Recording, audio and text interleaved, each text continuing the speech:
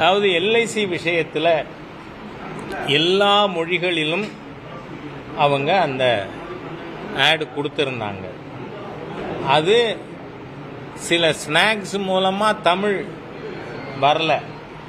ஆனால் எனக்கு பெரிய ஆச்சரியம், உடனே முதலமைச்சர் அது ஒரு பெரிய இஷ்யூவாக எடுத்து பேசுறது. நான் ஒரு கேள்வி கேட்குறேன், தமிழகத்தில் திராவிட முன்னேற்ற கழகம் தமிழுக்காக பேசுறதுக்கு எந்த அருகதையாவது இருக்கா? ஏனென்றால் பள்ளி கல்வித்துறை அமைச்சர் மகேஷ் பொய்யாமொழி, அவர் மகன் தமிழ் படிக்கலைன்னு செய்தி வந்தது. அவர் தன் மகனை தன் வீட்டில் நீங்கள் தமிழ் சொல்லி கொடுக்க மாட்டீங்க, ஆனால் தமிழக மக்களுக்கு இருமொழி கொள்கைன்னு பேசுவீங்களா? ஸ்டாலின் குழந்தைகள், கனிமொழி குழந்தைகள், அவங்க வீட்டில் இருக்கிறவங்க எல்லாம் இருமொழி கொள்கை படிக்கிறீங்களா, ஃபாலோ பண்ணுறீங்களா? உங்கள் பள்ளிக்கூடம் வெக்கமே இல்லாமல் சிபிஎஸ்இ பள்ளிக்கூடம் நடத்துகிற குற்றவாளிகளின் கட்சி Dravida Munnetra Kazhagam. I am for it. CBSE சிலபஸை நான் எதுக்கலை, ஆனால் நாம் தமிழ் வேஷம் போடலை. ஆனால் இந்த தமிழ் வேஷம் போடுற இந்த திராவிட முன்னேற்ற கழகத்தினர் அவங்க குழந்தைகள் 3 மொழி படிக்கும், 4 மொழி படிக்கும். ஆனால் என் ஏழை தமிழ் விவசாயியின் குழந்தை 3வது மொழி படிக்கக்கூடாதா?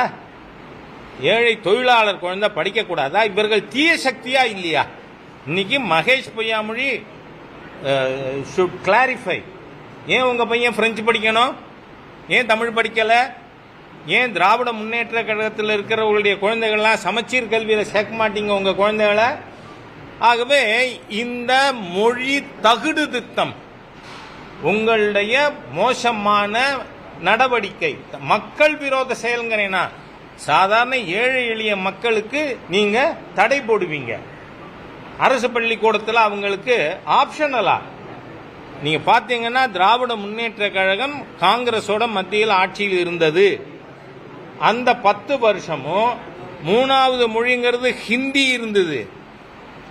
முதல்ல மாண்புமிகு பிரதமர் மோடி அவர்கள் பொறுப்பேற்ற பிறகு திரு கஸ்தூரிரங்கன் கமிட்டியினுடைய பரிந்துரையின் பேரில் தாய்மொழி, ஆங்கிலம், any one of the Indian லாங்குவேஜஸ்னு கொடுத்திருக்கிற ஒரே அரசாங்கம் இன்னைக்கு சுதந்திர இந்தியாவிலேயே மாண்புமிகு பிரதமர் மோடி அவருடைய அரசாங்கம் தான்.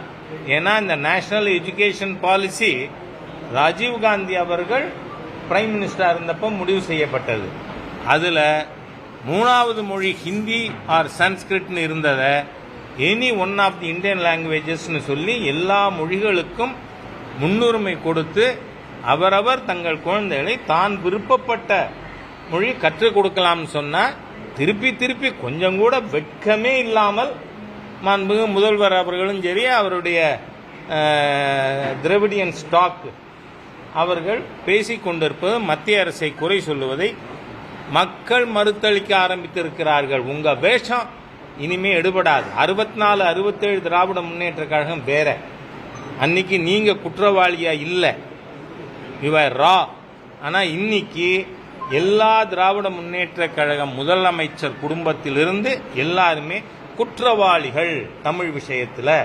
ஆகவே பேச வேண்டாம், தயவு செஞ்சு இனிமேல் இந்த மாதிரியான ட்விட்டர் போடுறது, அறிக்கை கொடுக்கறதெல்லாம் மாண்புமிகு முதல்வர் அவர்கள் நிறுத்தி கட்டம்னு நான் ரிக்வஸ்ட் பண்ணி கேட்டுக்கிறேன்.